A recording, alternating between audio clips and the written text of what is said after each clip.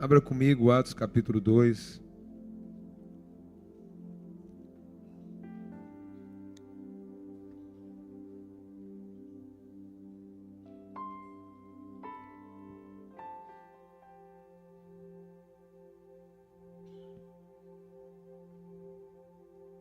Atos capítulo 2, verso de número 1 e número 2. Nós vamos hoje meditar até o versículo 47. O capítulo inteiro nós vamos meditar, mas eu vou ler só apenas 2 e depois eu vou expondo verso a verso. Ao chegar ao dia de Pentecoste, todos estavam reunidos no mesmo lugar. De repente, veio do céu um som, como de um vento impetuoso, encheu toda a casa aonde estavam assentados. Pai, nós queremos te louvar nessa manhã e te dar graças, porque o Senhor é bom. E nós queremos nessa manhã experimentar ainda mais da tua presença. O Senhor é uma fonte inesgotável de amor. O Senhor é uma fonte inesgotável da tua presença. Por isso nessa manhã nós ansiamos por uma visitação do Senhor. Nós ansiamos por experimentar da tua glória. Mostre-nos, ó Pai, a tua glória. Mostre-nos, ó Pai, a tua glória. Assim nós te louvamos, nós te damos graça. No nome de Jesus, amém. Eu tinha me esquecido que nessa data também, segundo fim de semana, segundo domingo de junho, é o dia que o pessoal no Brasil colocou o dia do pastor.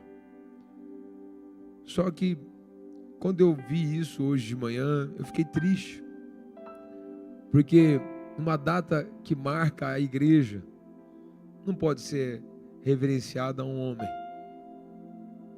Como que o dia de Pentecoste, o dia que Deus mudou a igreja de uma forma única, as pessoas conseguem colocar uma data aonde um homem é adorado. A Bíblia não pode ser tirada, nada dela, e nada pode tirar a beleza da Bíblia. E quando a gente olha para o texto sagrado, Atos capítulo 1, versículo 8, o Senhor disse expressamente para os seus discípulos: ficar em Jerusalém até que do alto desça poder. Eles não sabiam quantos dias ia acontecer isso, mas o versículo 14 depois diz que eles todos os dias ficavam reunidos em oração. E aqui eles estão ali todos os dias, e mais um dia, e mais dias, orando e buscando a presença de Deus. Sabe, uma das coisas que eu tenho aprendido e tenho ouvido aonde quer que a gente vá, é o que vale a pena é a presença de Deus. O que vale a pena é andar com Deus e conhecer a Deus. E como é fácil a gente se distrair. Como é fácil a gente perder o foco da presença de Deus. Durante 50 dias, esses discípulos começaram a buscar ao Senhor. Nós sabemos que há 50 dias eles não sabiam. Eles simplesmente tinham uma missão de ficar ali até que o Senhor viesse. Jesus falou para eles durante muito tempo: é necessário que eu vá para que eu envie o Consolador. É necessário que eu vá para que eu envie um mensageiro. É necessário que eu vá, que eu possa ir e colocar alguém que vai te conduzir à minha presença. E eles estão orando ali de uma forma cotidiana, todos os dias, buscando a presença de Deus. E nós, por propósito, nós começamos a buscar a presença de Deus na mesma data que eles começaram. Você sabia que era 50 dias? Quantas vezes você, por qualquer distração, você deixou de orar? Nós colocamos como objetivo a leitura de um capítulo da Bíblia por dia. Um capítulo da Bíblia por dia você leva numa leitura mais devagarzinha. Você leva no máximo 10 minutos para ler. E quantas vezes, hoje eu terminei o livro de Atos, que tinha que ler 2 capítulos por dia, ou 2 ontem e 2 hoje. Eu terminei hoje no aeroporto. Fora as minhas leituras. fora as pregações, a gente não consegue ler um capítulo por dia. Como que a gente vai conhecer a Deus de uma forma profunda e vai ter propriedade de ouvir a Deus se a gente não consegue dar 10 minutos para Ele? E hoje a gente não tem desculpa, porque a Bíblia fala. A Bíblia fala, você clica um botãozinho na Bíblia, ela fala. Então você pode, no seu carro, pôr a Bíblia, falando no seu carro, um capítulo por dia, em 50 dias você leu. Você ouviu. A gente não tem mais desculpa sobre nada. A gente não tem mais desculpa para justificar, porque a gente tem tempo para tudo. Você olha, por exemplo, você passa numa festa, está todo mundo na festa. Você passa não sei na onde, está todo mundo no lugar. A gente tem tempo para ir para a festa. A gente tem tempo para fazer as coisas. Ai de você perder uma aula que você propôs a fazer na sua atividade física para buscar a Deus. Ai de você perder um evento para buscar a Deus. Deus não negocia o primeiro lugar, meus irmãos. Ou você ama Ele de todo o coração, ou você não serve para Ele. É simples assim. Não é Deus que se encaixa na sua agenda, é você que se encaixa na agenda de Deus. Não é Deus que precisa de você, é você que precisa de Deus. Se Deus tirar o fôlego de vida, você deixa de viver. Estava falando de um amigo que perdeu o rim essa semana. Até ontem ele nunca orou pelo rim dele. Agora ele ficou com, graças a Deus que funciona. Você já orou para os seus rins funcionar? Você já agradeceu porque o seu coração bate? Você já agradeceu porque você tem 2 pulmões? Já agradeceu? Mas o dia que você perder um, você vai agradecer o que você tem. Então a igreja começa ali a buscar a presença de Deus. E eu falo isso com muito amor, meus irmãos. Porque se você falar para mim que não dá tempo, eu vou desconfiar, eu vou começar a te ensinar a gestão do tempo. Dá tempo de sobra para você fazer tudo que você precisa. De sobra. Dá para passear, dá para ter lazer, dá para fazer exercício, dá para ter tempo, dá para assistir Netflix, dá para assistir série. Meus irmãos, a semana inteira eu dormi a tarde inteira com meu filho. Coisa maravilhosa. Meu filho embalava 2 horas da tarde, eu embalava atrás. Acordava 5 horas da tarde, que coisa linda. Isso é profético, está na Bíblia. Descansei, deito logo, pego no sono. Meus irmãos, que coisa maravilhosa. Sexta-feira acabou a live, fechei o computador, voltei para a cama, dormi até 11 horas. Oh, glória a Deus. Dá tempo, meus irmãos. Dona Tereza, meu sono profundo foi para 1h15. Olha que coisa linda. Saiu de 15 minutos, agora para 1h15. Deus é bom. O neto mandou uma mensagem: você está com um semblante melhor, está de cara descansado. Que coisa boa, dá tempo de descansar. Dá tempo de dormir. É que a gente gosta de ouvir aquela frase que os americanos dizem: estou atarefado, minha agenda está cheia. É tanta coisa na agenda que faz tudo e ao mesmo tempo não faz nada e continua vazio do mesmo jeito. E não produz nada. E quando a gente olha para o texto, esses discípulos estão ali orando e buscando a presença de Deus de uma forma profunda, de uma forma intensa. É hoje, Senhor, é hoje. E é quando a gente entra em Atos capítulo 2, ao chegar o dia de Pentecoste, todos estavam reunidos no mesmo lugar. E de repente, repete comigo, de repente veio um som como de um vento impetuoso, encheu toda a casa onde estavam sentados e apareceram como uma língua como de fogo, distribuída entre eles, e sobre cada um pousou uma. Aqui a gente aprende algumas lições.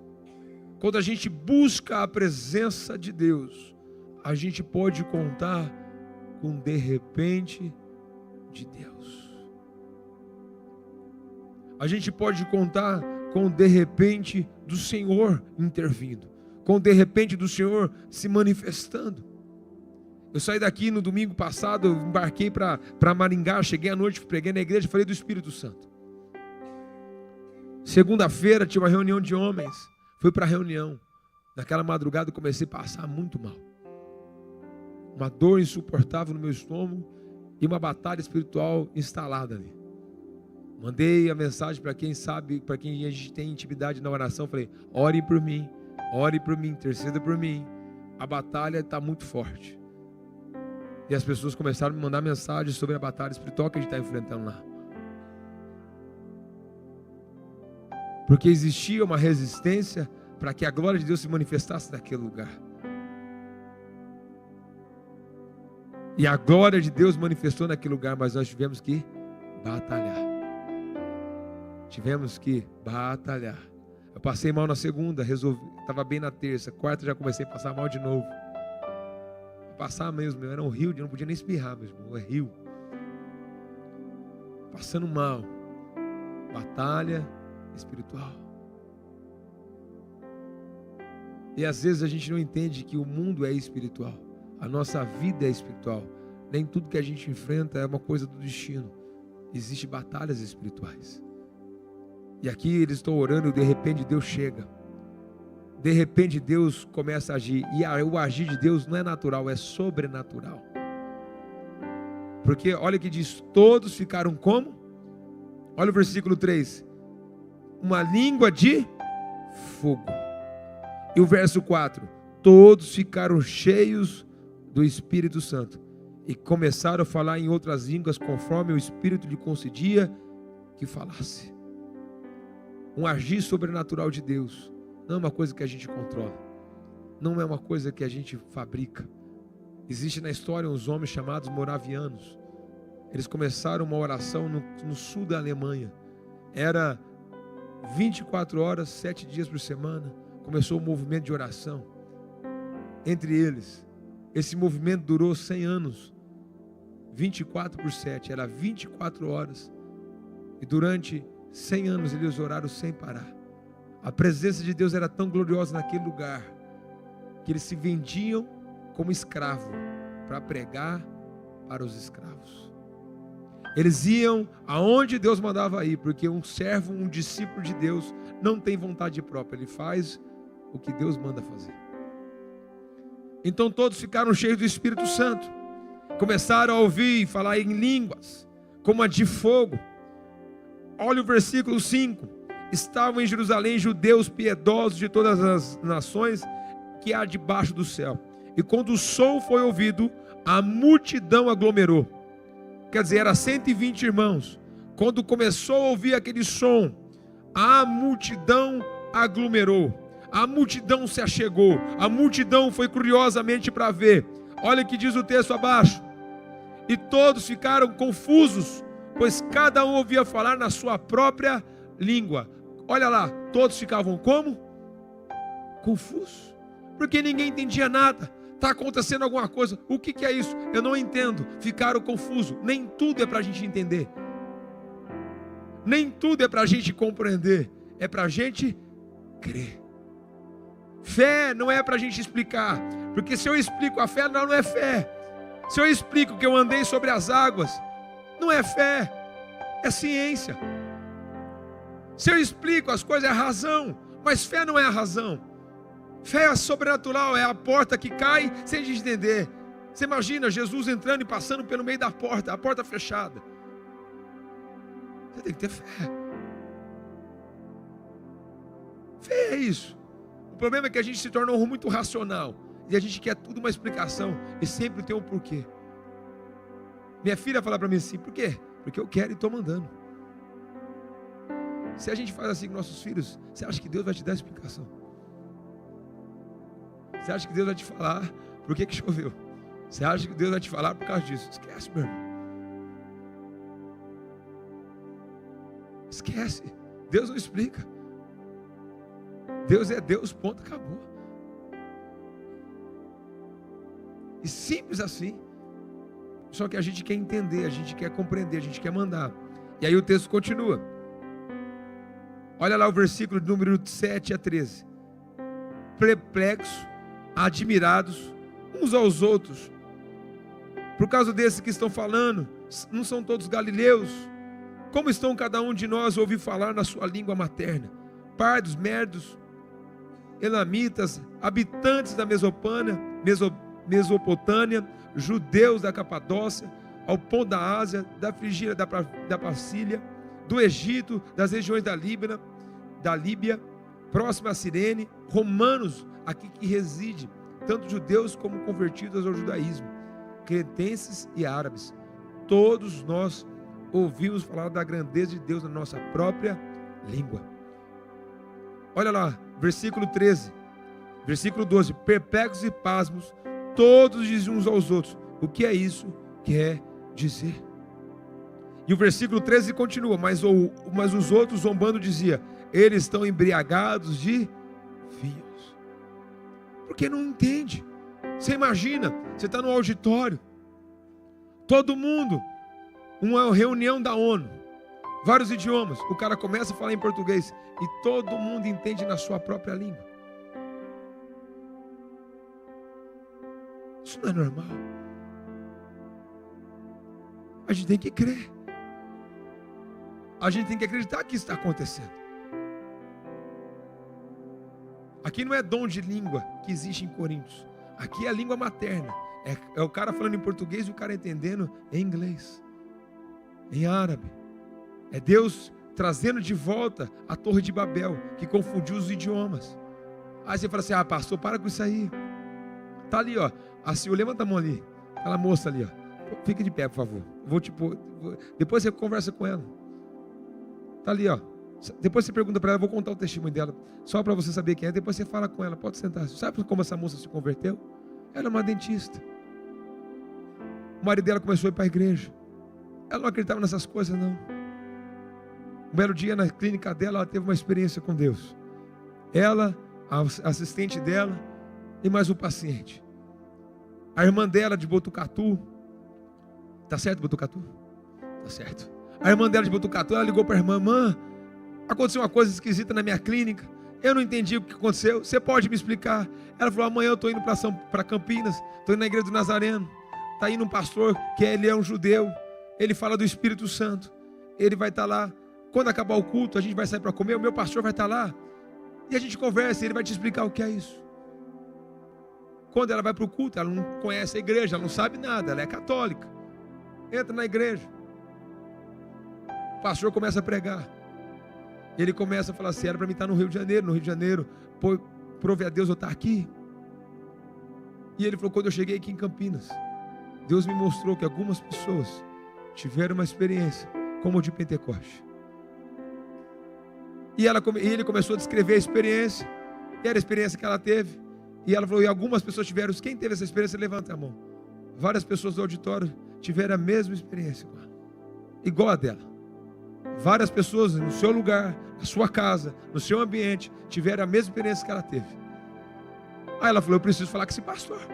Ela tem mestrado, tem pós-doutorado, tem todas as formações acadêmicas ali, que a área dela exige, ela ultrapassa a área, porque ela é especialista naquilo que ela faz. Ela falou, eu preciso conversar, porque isso não passa pela minha razão. E ela desce, pega a fila para falar com esse pastor. E na fila, ela está ali, a fila se abriu, e ela foi até o pastor. E ela fala assim, pastor, tudo que aconteceu ali, o senhor descreveu, aconteceu comigo, isso. O pastor pegou a Bíblia e falou, toda a resposta está na Bíblia.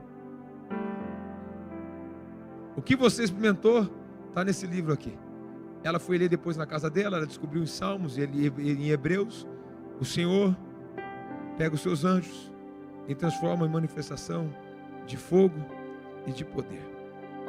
Quando ela termina de falar com aquele pastor, a intérprete vem e fala para ela, você fala inglês? Ela falou, não. Mas como que você falou com ele? Tudo que ele falou eu entendi. Mas ele não fala uma palavra em português? Mas tudo que ele falou eu entendi. Eu não falo inglês, mas eu entendi. A tradutora começou a ficar brava com ela. Aí eu vi um cara e falou assim, não, vai. E ela foi embora. Faz quantos anos isso já? 20 anos. Foi assim que ela se converteu. Quem vai dizer para ela que Deus não existe? Quem vai dizer para ela que Deus não é real? Fala com ela. Estou descrevendo o que aconteceu aqui. Tem uma testemunha, viveu isso. A Bíblia, ela não deixa ninguém na mão. É só você buscar que você vai experimentar. Aí o texto continua. Eles estão como perplexos, pasmos, e diziam uns aos outros: estão zombando, estão embriagados. Então, ou seja, milagres, sinais acontecem, não é para a gente entender, e ninguém vai compreender, porque não é para compreender, é para crer. Não é para explicar, porque isso não se explica, isso se vive. Intimidade a gente não tem como explicar a intimidade. Não tem como você dizer, como você diz para um matemático, doutor, que é um profeta, que fica profetizando e orando. Não dá para explicar, é Deus, porque a lógica não permite. 1 mais 1 é 2, para ele não faz sentido. Mas quando Deus vem, não faz sentido mesmo. Quando Deus vem, não faz sentido algum mesmo. A gente esquece a lógica e a gente começa a andar no âmbito do sobrenatural. Então o dia de Pentecoste marcou isso. Mas ao mesmo tempo, o que acontece? Sinais, prodígios, milagres. O que mais acontece? A autoridade para pregar a palavra. Verso de número 14. Então, pondo-se em pé com os 11, Pedro tomou a palavra e disse: homens judeus e todos os habitantes de Jerusalém, que isso fique claro para vós, escutai as minhas palavras. Quem que era Pedro? Pedro tinha acabado de negar Jesus. Pedro tinha acabado de falar que não conhecia Jesus. Agora, depois de 50 dias de uma busca incessante por Deus, o Espírito Santo desce sobre ele. E agora Pedro se põe de pé, no meio de todos aqueles que ele negou. Ele fala: escutai, homens. Homens, agora escute o que eu vou te dizer. Olha o versículo 15. E estes homens não estão embriagados, como pensai, visto que é apenas 3ª hora do dia. Mas isto é que havia sido falado pelo profeta Joel. E acontecerá que nos últimos dias, diz o Senhor, derramarei o meu espírito sobre toda a carne. Os vossos filhos e as vossas filhas profetizarão. Os vossos jovens terão visões. Os vossos velhos terão sonhos. E naquele dia derramarei o meu espírito sobre os meus servos, sobre as minhas servas, e eles profetizarão. E mostrarei feitos extraordinários em cima no céu, em cima no céu, e em sinais embaixo da terra, e sangue, fogo e vapor de fumaça. Agora, sinais extraordinários. Se você está lendo o livro de Atos, como eu estava lendo nesse período de jejum, o que você vê? A sombra de Pedro cura. No capítulo 3, Pedro vai entrar na hora 9 para orar. O que ele diz? Eu não tenho prata e eu não tenho ouro. O que eu tenho te dou. Levanta e anda no nome de Jesus. Milagres. Milagres. Sinais e maravilhas. Pelo intermédio de quem? De um homem. Um homem que está buscando a Deus. Deus não tem filhos preferidos. Deus tem filhos. Deus não tem sobrinhos, Deus não tem neto, Deus tem filhos. Todos aqui, se buscar a Deus de todo o coração, poderão viver os sinais extraordinários de Deus. Então ele está experimentando isso, a autoridade para pregar, a autoridade para buscar a Deus. E o que mais acontece? Pedro se põe de pé. Agora olha o versículo 16, ele começa a explicar. Ele já explicou. Agora olha o versículo 22. Homens israelitas, escutai essa palavra.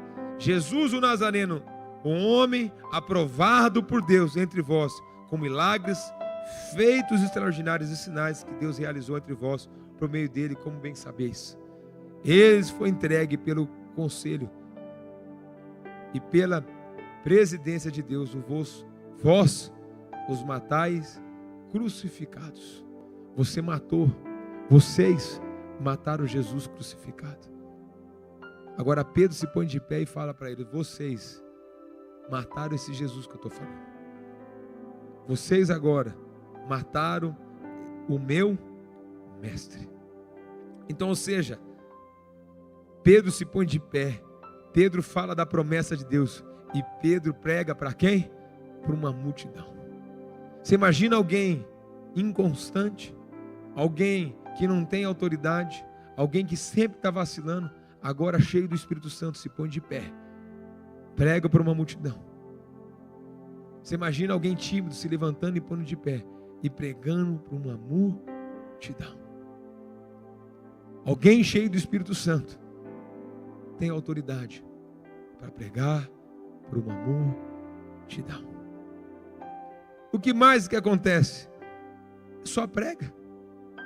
Ele só fala. Não. Além de ele pregar, olha o versículo 37. Ouvindo isso, eles ficaram com o coração pesaroso e perguntaram a Pedro e aos demais: irmãos, o que faremos? Olha que interessante. Autoridade para expor a palavra. E agora há um arrependimento. O que o povo diz? Irmãos, o que nós devemos fazer?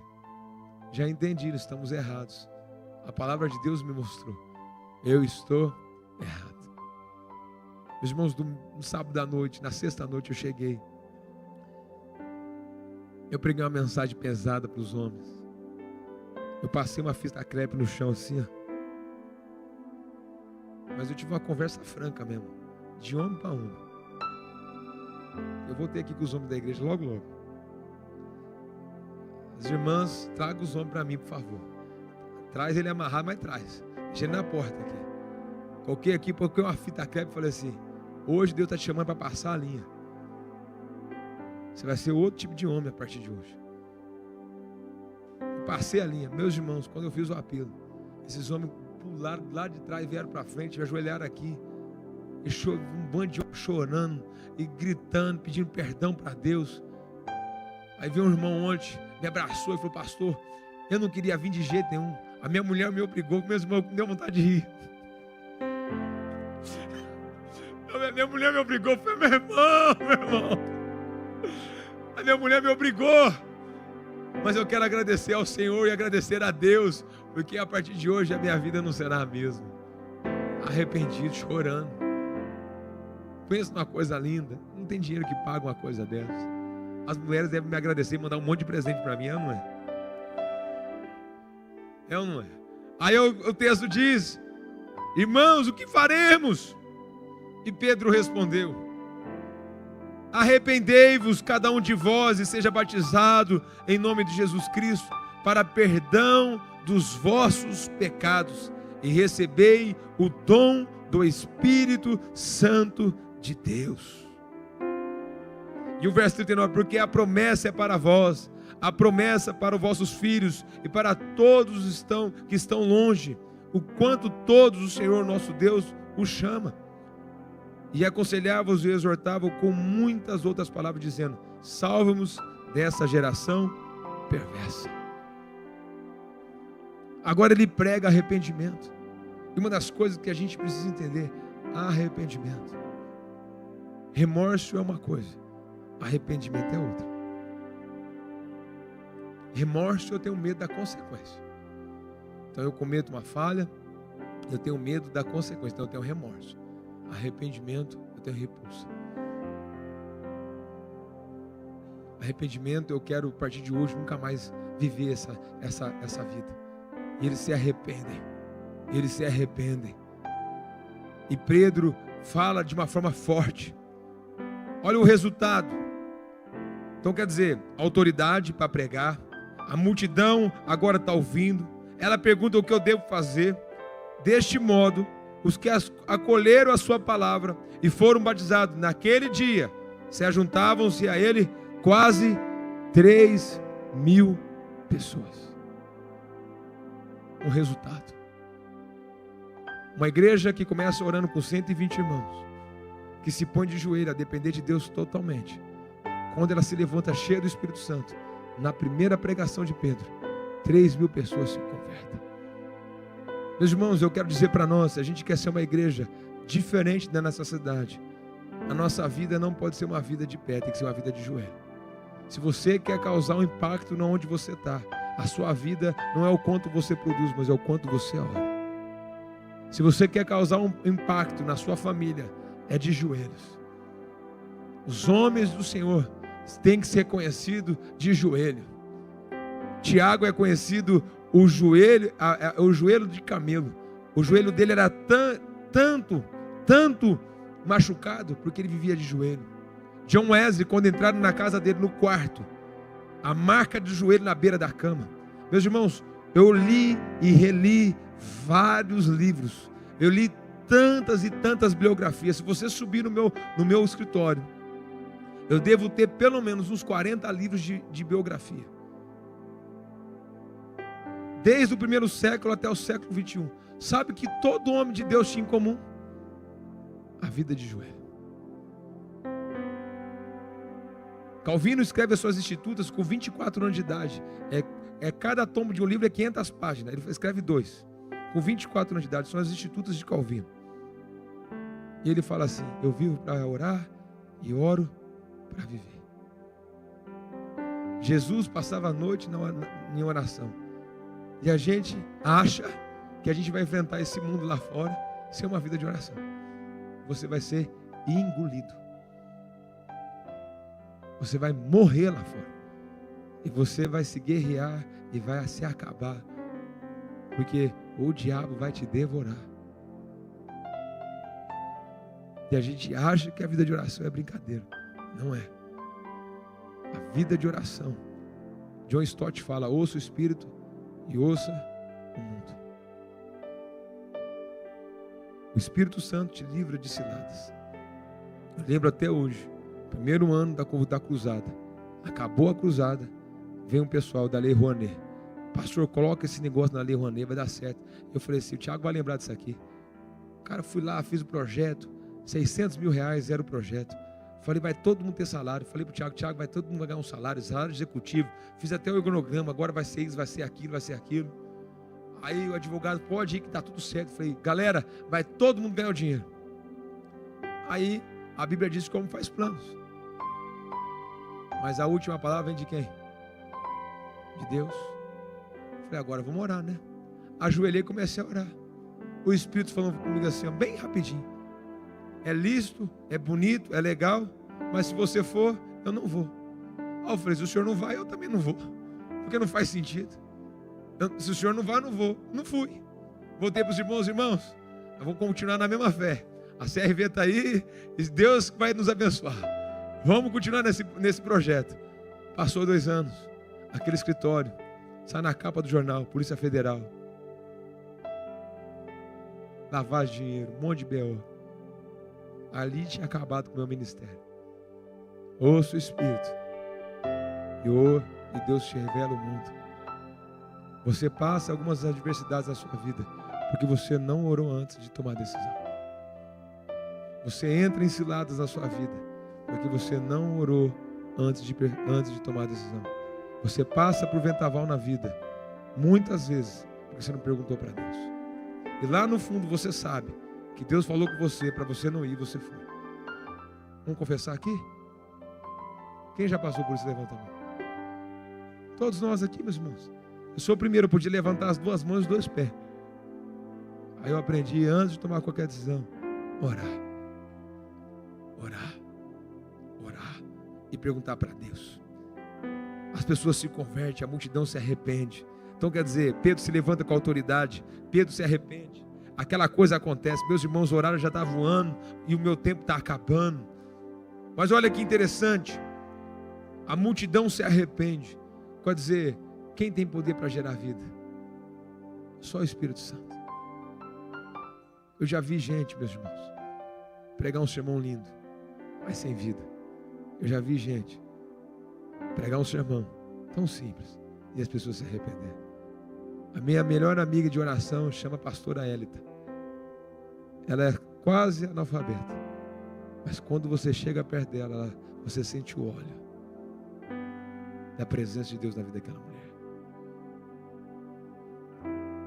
Ontem eu comecei a chorar de manhã. Porque eu estava pregando lá. E tinha um pastor jubilado de 70 anos. Ele é um ícone, ele é uma figura na Igreja Batista. Uma figura na Igreja Batista, renomada no norte do país. Eu terminei de pregar, ele me chamou, falou do texto bíblico. Ele olhou para mim assim: o pastor, sabe, eu estou jubilado, eu não estou pregando mais, estou com problema de saúde. Então toda vez que eu escuto um sermão, muitas vezes, eu olho e falo: meu Deus, que coisa ruim. Ele começou a falar, eu falei: pronto, ele vai falar que o meu sermão é ruim. Os olhinhos dele encheu de lágrimas e falou assim: você está me alimentando. E começou a chorar. A gente se abraçou no fundo da igreja, meus irmãos, eu e ele catamos um giraia lá, meus irmãos, começou a rodapé lá, uma igreja tradicional, começamos a fazer uma oração mais forte, se esfregava eu e nele, começamos um mover, a minha lágrima começou a descer. Eu falei: Deus, obrigado, porque se um homem desse, com a envergadura desse, reconheceu que eu estou pregando algo certo, eu estou no caminho certo. Os sinais vai acompanhando. Você está no caminho certo. Você está experimentando o poder de Deus. A sua vida com Deus, o que tem melhorado, o que melhorou nesses dias de oração, o que mudou 50 dias de busca, o que melhorou no seu coração. Aqui é fato que mudou muita coisa aqui. O Espírito Santo foi liberado, o Consolador está aqui. E olha, interessante, e agora a conclusão para nós aqui. E o Pentecoste transformou a igreja. A igreja foi iniciada com o poder do Espírito. E algumas qualidades fez com que essa igreja tivesse. Olha o versículo de número 42. Eles perseveravam na onde? No ensino. Uma igreja cheia do Espírito Santo ama ensinar e ama aprender.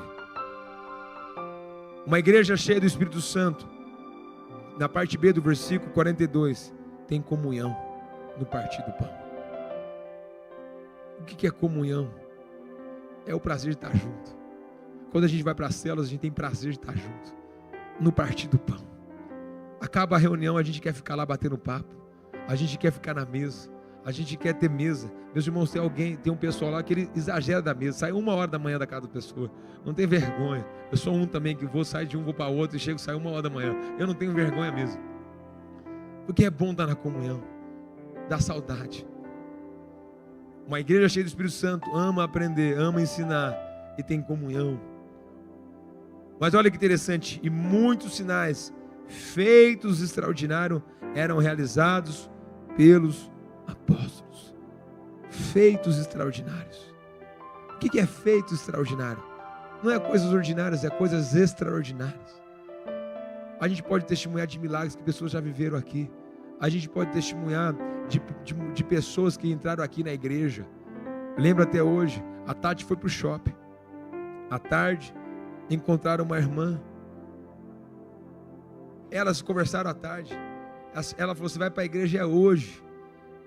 Levaram a irmã do jeito que ela estava, do shopping para a igreja, lá no centro. Era o primeiro culto à noite. Tinha umas 15 pessoas. A Thaís entrou. A Thaís, ela está viajando. Domingo que vem ela está aqui. Eu falei com ela essa semana. Aquela mulher veio do shopping para a igreja, aceitou a Jesus. Passou 2 meses, ela estava se batizando. Extraordinário. Deus preparou um culto para ela, porque a roupa que ela estava no culto era uma roupa que talvez as irmãs iam olhar com a adequada para um culto, e a gente ia julgar ela. E Deus preparou um culto para salvar a vida dela. Se hoje entrasse um travesti aqui na nossa igreja e sentasse aqui, todo o nosso olhar estaria para ele, não estaria para a glória de Deus, para ver aquela vida transformada. E a gente vai olhar a aparência, mas a gente esquece que Deus não olha a aparência, Deus olha o coração. Deus não vê o estereótipo, Deus vê o que está dentro do coração. A gente não alcança mais gente diferente, porque a gente é preconceituoso. Mas o dia que a gente vencer o preconceito, multidões de pessoas vão vir para a igreja para ouvir a voz de Deus. Uma igreja tinha sinais feitos extraordinários. Todos o que criam, versículo 44, estavam unidos e tinha tudo em comum. O que é meu é seu, o que é seu é nosso, e a gente compartilha. Lá em casa, minha esposa tem uma divisão muito maravilhosa. Ela fala: o que é dela, o que é meu é dela. Sempre assim. O que é meu é nosso, o que é dela. Não faz sentido. A minha filha fala a mesma coisa. Então eu prefiro ser feliz. Vamos caminhar assim, tá tudo certo. Vai ser delas mesmo, não tem problema nenhum. Agora, olha o interessante, versículo 45. Vendia suas propriedades e bens e o repartia com todos, segundo a necessidade de cada um. E aqui eu quero parar. Infelizmente, quando a gente olha para essa passagem, esse era um sinal, mas não era saudável. Porque lá na frente, Paulo tem que pegar dinheiro e trazer de volta para Jerusalém. Quando a gente fala de repartir, significa, numa comunidade, numa igreja, ninguém pode passar necessidade. Numa comunidade, as pessoas têm que ter o básico. Se alguém aqui nessa comunidade estiver passando dificuldade, ela precisa nos procurar. Ela não vai ter sua água cortada, ela não vai ter sua energia cortada e não vai faltar comida na sua despensa. Isso é igreja. Eu não posso dizer que eu amo meu irmão e ele entra aqui nessa igreja passando fome, passando necessidade e vai embora com a sua água cortada, com a sua luz cortada, sem gás, sem comida. Aqui nessa igreja é um princípio. Nós vamos fazer sacrifícios para poder abençoar órfãos, viúvas, tanto aqueles que precisar da nossa ajuda. E a gente vai ajudar essas pessoas a voltar ao mercado de trabalho. Isso é igreja. Não pode dizer, a pessoa está com fome, eu falar: Deus te abençoe, continue com fome. Não faz sentido. Isso não é igreja. Não faz sentido. E olha o versículo 46. E perseverando de comum acordo, todos os dias no templo, e o partir do pão, de casa em casa, comia com alegria e na simplicidade do coração. Está aqui, o partir do pão. Daqui a pouco a gente vai cear. O partir do pão. Na onde? De casa em casa. O que a gente faz? De casa em casa. É no templo e de casa em casa. A gente não inventa nada, a gente só copia o que está na Bíblia. A igreja é simples, é de casa em casa. É aqui, de casa em casa. Olha que interessante, olha as qualidades: comunhão, temor, unidade, simplicidade, cuidado. Essa é uma igreja cheia do Espírito Santo. Uma igreja que ama, uma igreja que faz a diferença. Agora, quem é a igreja? Somos nós. Você tem amor, você tem cuidado, você tem simplicidade, você tem prazer em servir as pessoas. Como anda o seu coração nessa manhã? E aí o versículo 47 conclui para nós: louvando a Deus e contando com o favor de todo o povo. E o Senhor acrescentava a cada dia quem ia sendo salvo. Quem acrescentava? O Senhor. Quem detém a obra é santa. Em Atos 1:8, quantos irmãos estavam orando, meus irmãos? 120 irmãos.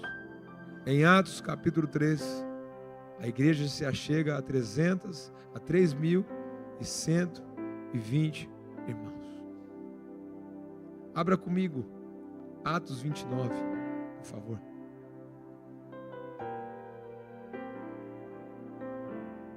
Acharam aí? Atos 29? Acharam ou não? Sabe quem está escrevendo Atos 29? Eu e você. Sabe quantas pessoas a gente é ao redor da terra hoje? 2,2 bilhões de cristãos. Quem detém a obra do Senhor, Ele é santo. Atos 29. Eu e você estamos escrevendo. E o que a gente está escrevendo? A gente só está pegando carona dos pais da igreja. A gente está pegando carona dos apóstolos. A gente está pegando a carona de homens e mulheres que morreram para que a palavra chegasse a nós. A gente está pegando carona na história da renascença. A gente está pegando carona na história dos avivalistas. A gente está pegando a carona na história dos moravianos. O evangelho chegou até nós de graça. Quanto você pagou para chegar até você? De graça, de graça, de graça, de graça e pela graça. Só basta crer e se arrepender. E o Espírito Santo está aqui para todos nós recebermos. Quem tem fome, venha. Quem tem sede, venha. E coma e beba da fonte da vida. O Espírito Santo não está retido, o Espírito Santo está aqui. Mas você precisa ter fome e sede. E você precisa buscar. A Bíblia não abre sozinha. A oração não acontece sozinha. A diferença desses homens que marcaram a época é que eles oravam. E eles buscavam. E tudo aquilo que fazia eles impedir de chegar à presença de Deus, eles tiravam. Isso aqui me atrapalha chegar na presença de Deus, está fora. Isso aqui me atrapalha chegar na presença de Deus, está fora. Isso aqui me faz pecar, está fora. Isso aqui me leva para longe de Deus, está fora. Tudo que me atrapalha está fora. E quantas vezes, meus irmãos, a gente quer ficar com os pezinhos na canoa, um cá, outro lá, agradar homem e agradar a Deus. Não vai dar errado, meus irmãos. Um servo não pode agradar dois senhores. Ou você vai agradar a Deus, ou você vai agradar o diabo. Não existe terceira opção. Ou você está honrando a Deus, ou você está servindo a Satanás. Não tem outra opção. Quem você está servindo? Não tem outra. Desculpe, eu não tenho uma terceira opção. Hoje Deus te chamou para cá. E Ele está te fazendo um convite para que você beba da água da vida.